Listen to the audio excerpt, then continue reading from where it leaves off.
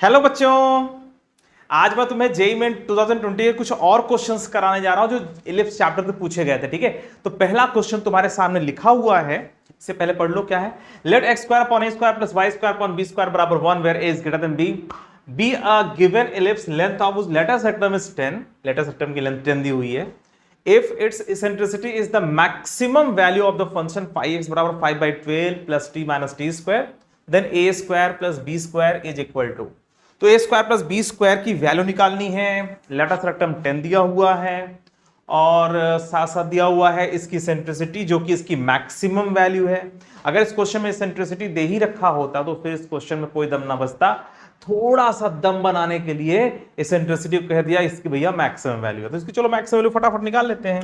तो इसकी maximum value कैसे निकालते हैं, तो 5x बराबर दिया हुआ है 5/12 plus T minus t square.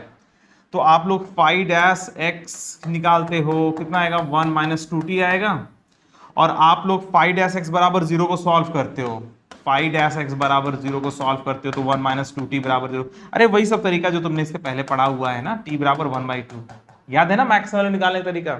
तो 5-x बराबर 0 कर दिया भाई। फंक्शन की मैक्सिमम वैल्यू और मिनिमम वैल्यू के लिए क्या करते हैं, डिफरेंशिएबल फंक्शन जो होता है उसकी मैक्सिमम और मिनिमम वैल्यू के लिए क्या करते हो, अब उसका डेरिवेटिव बराबर 0 कर देते हो। और डबल डेरिवेटिव अगर नेगेटिव है तो मैक्सिमम वैल्यू है ना, और अगर डबल डेरिवेटिव ग्रेटर देन 0 है तो मिनिमम वैल्यू। अगर डबल डेरिवेटिव लेस देन 0 है तो मैक्सिमम वैल्यू, और डबल डेरिवेटिव ग्रेटर देन 0 है तो मिनिमम वैल्यू। ठीक है, डबल डेरिवेटिव लेस देन 0 का मतलब होता है वो कॉनकेव डाउनवर्ड ग्राफ है। ठीक है, मैंने कैलकुलस में एप्लीकेशन ऑफ डेरिवेटिव्स में मैक्सिमम मिनिमम में ये पढ़ाया हुआ है। ठीक है, तो 5x बराबर पहले निकाला, फिर उसको 0 किया, t बराबर 1/2 आया। ठीक है, अब डबल डेरिवेटिव निकाल के भाई देख लो, -2 आ रहा है यहाँ पर, -2 और -2 तो भैया हमेशा लेस देन 0 है। तो इसका मतलब ये हुआ कि t की इस वैल्यू पर इसकी मैक्सिमम वैल्यू मिलेगी। क्यों, क्योंकि जब डबल डेरिवेटिव लेस देन 0 आ रहा होता है तो कॉनकेव डाउनवर्ड ग्राफ है। ठीक है, और जब कॉनकेव डाउनवर्ड ग्राफ है तो जिस पॉइंट पर स्लोप 0 होता है वहां पर मैक्सिमम वैल्यू मिलती है। तो t बराबर 1/2 पर इसकी मैक्सिमम वैल्यू मिलेगी। ठीक है, तो 5x की जो मैक्सिमम वैल्यू होगी वो होगी t बराबर 1/2 पर, तो 5/12 और प्लस 1/2 माइनस 1/4।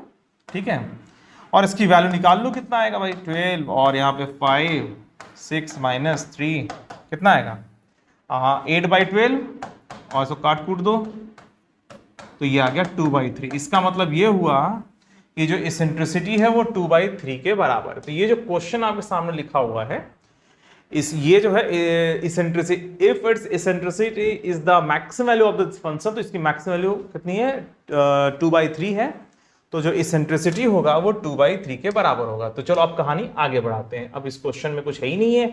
अब देखो इस क्वेश्चन में क्या दिया हुआ है, लेटर सेक्टम 10 दिया हुआ है और इसकी मैक्सिमम 2/3 आ गई। तो कहने का मतलब 2b² अपॉन है, लेटर सेक्टम क्या होता है 2b² अपॉन है, ये 10 दिया हुआ है और साथ साथ इसेंट्रिसिटी बराबर 2/3 हम निकाल चुके हैं, और हमें निकालना है a² प्लस b² की वैल्यू। तो 2b² अपॉन लेटर सेक्टम 10 दिया हुआ है, इसेंट्रिसिटी 2/3 निकाल चुके हो, और a² प्लस b² की वैल्यू निकालनी है। तो आपको क्या करना है, अब देखो b² बराबर यहां से 5 आ गया, देखो यहां पे कट गया और ये 5 है, और हमें पता है b² बराबर a² इंटू 1 माइनस e²। ठीक है, ये फार्मूला लगाना है। देखो तुम्हें सारे फार्मूले अच्छे से याद रहना चाहिए, खूब बढ़िया से प्रैक्टिस कर लो। फार्मूले के लिए एक कॉपी बना लो, हमेशा देखते रहा करो। तुम्हें सब याद है तो भी देखते रहा करो। एग्जाम में आपको सबसे नजदीक रास्ता कौन सा है आंसर निकालने के लिए, ये कौन बताएगा, फार्मूला ही तो बताएगा। तो फार्मूले को सबसे अच्छा दोस्त बना लो। एग्जाम में जाओ तो अपने दोस्तों के साथ जाओ। अब पता चला कि तुम एग्जाम हॉल में घुसे, एग्जाम देने गए, तुम बैठे एग्जाम देने, फार्मूला बाहर रह गया, दिमाग से उड़ गया, तो करोगे क्या वहां पे। कुछ भी समझ में आ जाए, जब तक फार्मूला याद नहीं रहेगा, जल्दी जल्दी याद नहीं आएगा, तब तक स्पीड कैसे बनेगी। तो b² a² into 1 minus e² तो b² 5a आ ही चुका है। देखो b² 5a बराबर a² 1 माइनस, और यहाँ पर 2/3 का होल स्क्वायर मतलब 4/9। तो यहाँ पर कितना जाएगा 5 बराबर a, और 1 माइनस 4/9 कितना जाएगा 5/9। ठीक है, तो 5/9, तो यहाँ से 5 भी कट गया, a बराबर 9 आ गया। ठीक है, चलो एक काम तो हुआ, a की वैल्यू 9 आ गई, तो मतलब a स्क्वायर 81 हो जाएगा। अच्छा, a बराबर अगर 9 आ गया है तो b की स्क्वायर की वैल्यू कितनी होगी, इसको इसमें उठा के रख दो, तो ये कितना जाएगा, b स्क्वायर बराबर 5 × 9 और बराबर 45। ठीक है, तो यहाँ से b स्क्वायर भी आ गया, b स्क्वायर आ गया, और a बराबर 9 है तो जाहिर सी बात है a स्क्वायर बराबर 81, तो a square plus b square की जो वैल्यू होगी वो कितनी होगी, 9 स्क्वायर प्लस और b स्क्वायर की वैल्यू 45 तो आ चुकी है, मतलब 81 प्लस 45 और कितना हो जाएगा ये 6 और ये 126। ठीक है, तो a square plus b square की वैल्यू 126 के बराबर है। ठीक है, तो इसका जो आंसर होगा वो ये सी वाला हो जाएगा 126। तो समझ में आ गया इस क्वेश्चन में, इस क्वेश्चन में इसेंट्रिसिटी को डायरेक्टली न दे करके एग्जामिनर ने तुमसे थोड़ा सा खेल खेला है और एक फंक्शन दे दिया और उसकी मैक्सिमम वैल्यू कह दिया इसेंट्रिसिटी, जो कि 2/3 हम निकाल चुके हैं। और जैसे ही हमें इसेंट्रिसिटी का पता चला उसके बाद फिर हमने फिर सारी चीज़ें कर ली। ठीक है, जब लेटेस्ट सिस्टम दिया हुआ है, इसेंट्रिसिटी दिया हुआ है, तो एकदम सिंपल सा क्वेश्चन बन गया और हमने बहुत आसानी से इसको सॉल्व कर लिया। ठीक है, चलो अगला क्वेश्चन देखते हैं। अगला क्वेश्चन हमारा ये, लेट x बराबर 4 be a directrix to an ellipse whose centre is at the origin.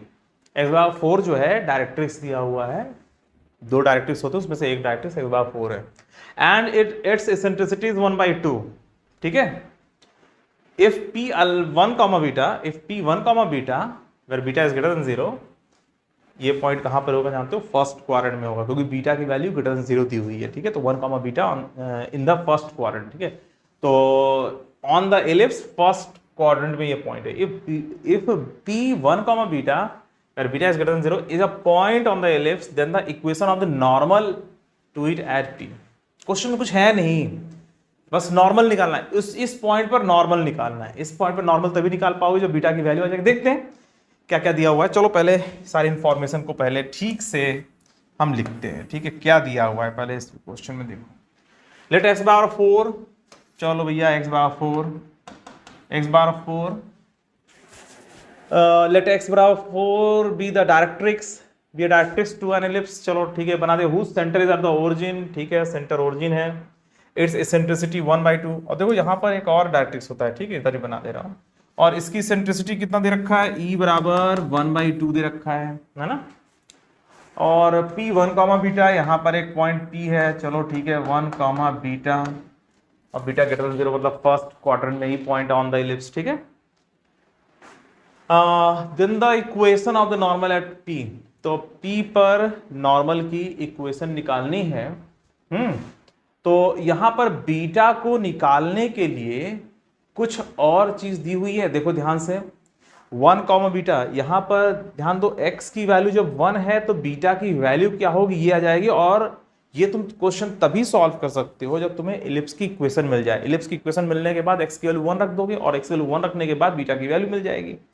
और बीटा की जो वैल्यू मिलेगी उसमें पॉजिटिव वैल्यू लेनी है। तो चलो ठीक है, तो अब इस कहानी को आगे बढ़ाते हैं। पहले हम खोजते हैं कि आखिर ऐसा 4 और e बराबर 1/2 से हम इलिप्स को सॉल्व कैसे करें, आखिर इलिप्स है क्या।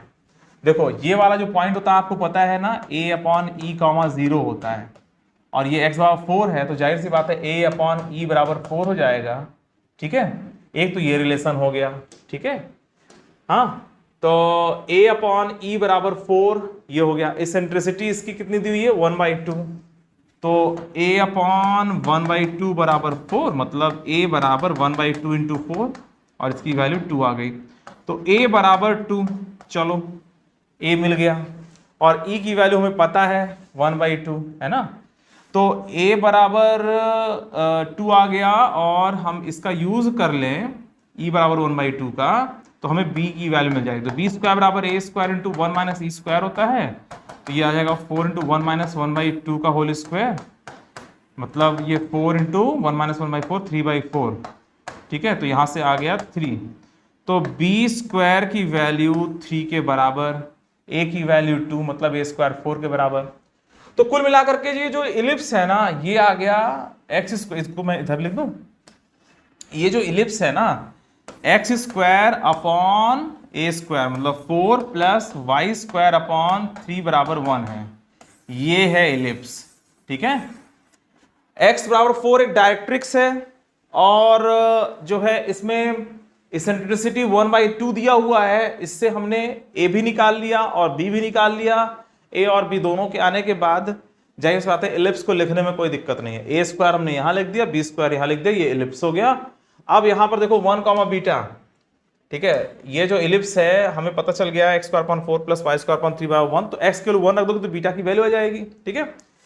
तो मैं अब x बराबर 1 रखने जा रहा हूं इस एलिप्स में। तो x बराबर 1 जब रखोगे भाई, p जो है 1 comma beta on the ellipse है, तो x बराबर 1 इसमें रख देंगे ना।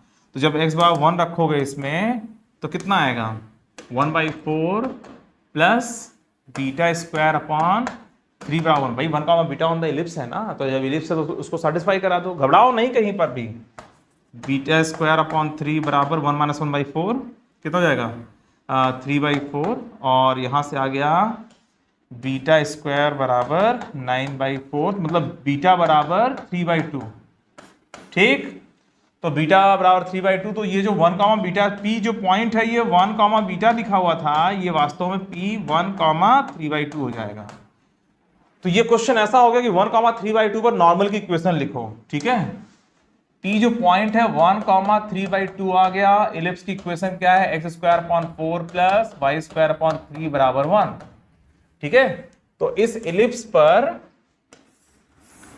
एलिप्स पर आपको इस पॉइंट पर जो कि p 1 कॉमा 3/2 है, यहां पर नॉर्मल की इक्वेशन लिखनी है, ठीक है। तो इस नॉर्मल की इक्वेशन बस आपको लिखनी है। तो फार्मूला याद होगा नॉर्मल लिखने का, तो तुम बड़े आसानी से निकाल लोगे। और नॉर्मल का फार्मूला याद होगा a square x by x1 minus b square y by y1 बराबर a square minus b square, ठीक है। बस यूज कर दो a square x by x1 minus b square y by y1 बराबर a square minus b square. बस इस फार्मूले का यूज करो और आंसर निकाल लो भाई। तो ए स्क्वायर की वैल्यू 4x, x1 की value 1, x1 y1 on the ellipse point है, minus b square 3y upon y1 कितना 3/2 बराबर a square minus b square. बस सीधा सीधा फार्मूला रखना था और कुछ नहीं है। 4x माइनस 3y नहीं 4x माइनस 3 कट गया ना 2y, 4x माइनस 2y बराबर 1। इसका आंसर 4x माइनस 2y बराबर 1। ये जो नॉर्मल है ना, इसकी इक्वेशन 4x माइनस 2y बराबर 1 है, ठीक है। कैसे किया हमने, पहले हमने बीटा निकाला और इलिप्स, पहले तो इक्वेशन ऑफ द इलिप्स आ गई। और ये कैसे आया, हमें दिया हुआ था इसमें x बराबर 4 दिया हुआ था। देखो x बराबर 4 दिया हुआ था, एक डायरेक्ट्रिक्स है तो जाहिर सी बात है a अपॉन ई कॉमा 0 से पास करता है ना। तो x बराबर a अपॉन ई ही तो होता है ना, इधर वाला जो डायरेक्ट्रिक्स है। तो a अपॉन ई की वैल्यू 4, a और e में एक रिलेशन आ गया, e की वैल्यू दिया हुआ था, a की वैल्यू आ गई। जब a की वैल्यू आ गई, e की वैल्यू आ गई तो b की वैल्यू भी आ गई, पूरा का पूरा इलिप्स आ गया। x बराबर 1 रख दिया तो बीटा की वैल्यू आ गई और बीटा की वैल्यू सिर्फ पॉजिटिव लेनी थी, है ना। तो बीटा की वैल्यू सिर्फ पॉजिटिव लेनी है, तो यहाँ पे प्लस माइनस 3/2 मत कर देना, ठीक है, सिर्फ प्लस 3/2, ठीक है, क्योंकि बीटा दिया हुआ है ग्रेटर देन 0। देखो क्वेश्चन में दिया हुआ है ना ग्रेटर देन 0, है ना। तो इसका आंसर 4x माइनस 2y बराबर 1 यही आया था ना। देखो चेक कर लो एक बार, 4x माइनस 2y बराबर 1, 4x माइनस 2y बराबर 1। तो ये इसका आंसर फाइनल हो गया, ठीक है। ठीक है, समझ में आ गया। अब आगे बढ़ते हैं, अगला क्वेश्चन लेते हैं, ठीक है। चलो अगला क्वेश्चन ये है, area of the region outside mod x by 2। अब देखो इसमें एरिया डाल दिया एक क्वेश्चन में था कि फाई x की मैक्सिमम वैल्यू इसेंट्रिसिटी है ना, जो अभी थोड़ी देर पहले किया था। अब यहाँ पे क्या दिया, area of the region outside mod x by 2 plus mod y upon 3 बराबर 1 and inside the ellipse this. इसके बाहर और इस इलिप्स के अंदर जो एरिया है वो निकालना है। देखो इस इलिप्स का डायग्राम तो बनाने में कोई दिक्कत नहीं। इस इलिप्स का डायग्राम कैसा होगा, ये ऐसा होगा। ये वर्टिकल इलिप्स से ध्यान देना, ये नहीं कि सबको अपने मर्जी से बना लो। यहाँ पर a की वैल्यू 2, तो 2,0 माइनस 2,0 और ये पॉइंट क्या होगा 0,3 और ये वाला पॉइंट 0,-3, ठीक है, 0,-3। तो ठीक है, इलिप्स में तो कोई दिक्कत नहीं है, इलिप्स तो बहुत बढ़िया दिख रहा है। ये क्या है, mod x upon 2 plus mod y upon 3 बराबर 1। इसका डायग्राम कैसे बनाओगे? देखो इसमें 4 भाग हैं, इसको plus minus x by two plus minus y by three बराबर 1 करके ओपन करोगे। भाई मॉड एक्स बाई टू लिखा हुआ है तो x पॉजिटिव है या निगेटिव है डिपेंड करेगा, y पॉजिटिव है या निगेटिव डिपेंड करेगा। तो इसको कैसे ओपन करोगे? Mod x by two plus minus x by two plus minus y by three बराबर 1, ठीक है। और यहां पर देखो इसके 4 भाग आएंगे, क्या क्या?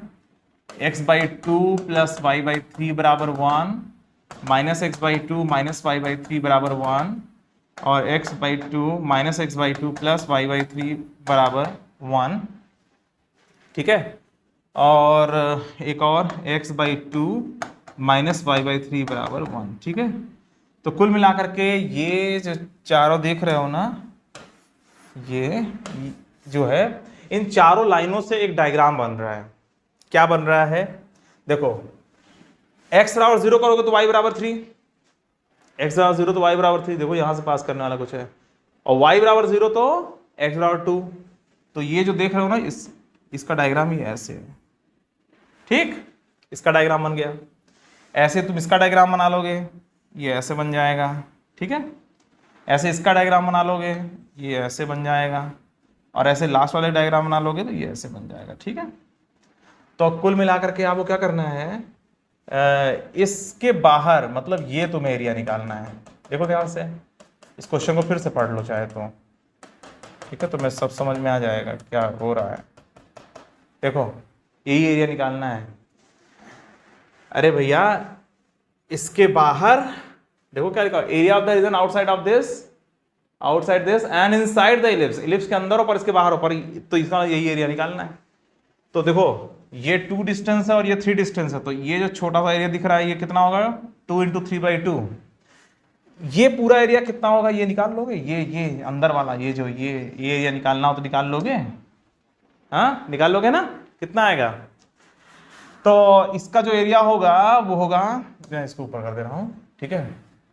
देखो इलिप्स के एरिया में से अंदर वाले का एरिया घटा दोगे तो ये वाला एरिया निकल जाएगा जो तुम्हें निकालना है। तो इलिप्स का एरिया तुम्हें फार्मूला पता होगा, पाई ए बी।